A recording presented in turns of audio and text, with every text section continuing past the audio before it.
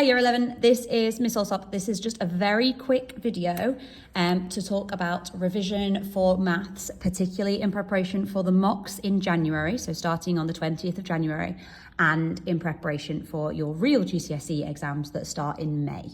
So, what you should receive from your maths teacher, hopefully you will have got it before the winter break. If you've not been in this last week, you will have to get it when we come back in January.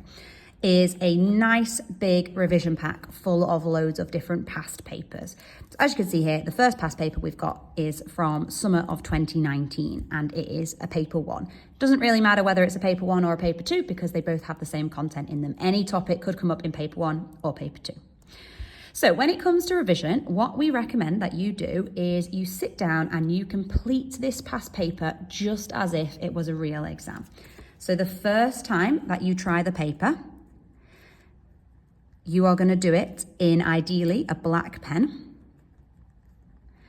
and you will do it as if it is an exam. So it means that you have 2 hours and you can't use your book or any websites to help you.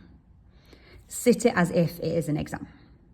At the end of those 2 hours, or maybe not necessarily the whole 2 hours, but once you get to a point where you feel like you can't do any more, you will then switch to a blue pen. So we'll call this the second time.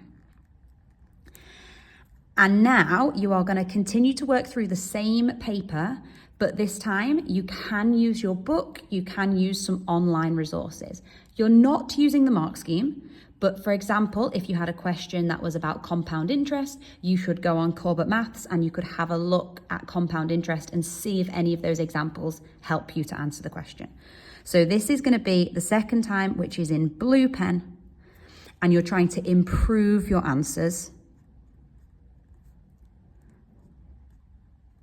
And you can use resources. What you will then do is you will mark your paper, and you're going to give yourself 2 different marks. You will mark it for the black pen. This means, like, for example, on the black pen, you might have scored 37 out of 100. I'd say that's a pretty good score for us at the moment. Depends what class you're in, obviously. But let's say you get 37 out of 100 as your black pen mark.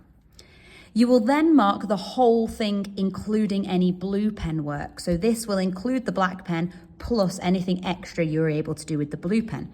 Now, this might be a much better score. You could have 67 out of 100.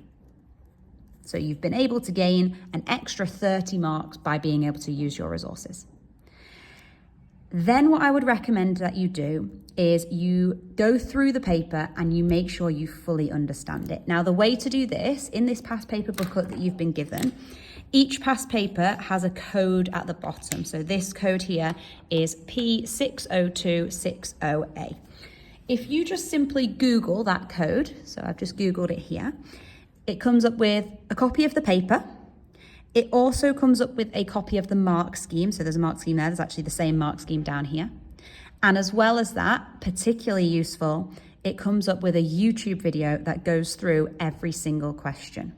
Now, I would say this YouTube video is what's going to be the most useful. Looking at a mark scheme is not going to help us if we don't know how to do a question.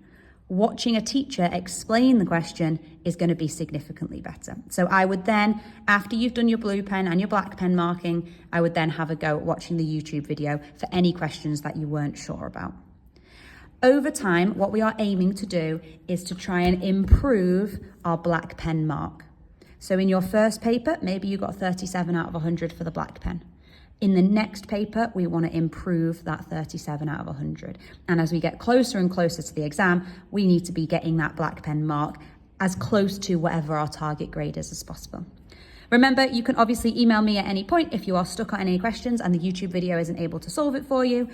So good luck, enjoy revising, and I can't wait to see what you do in the mocks in January.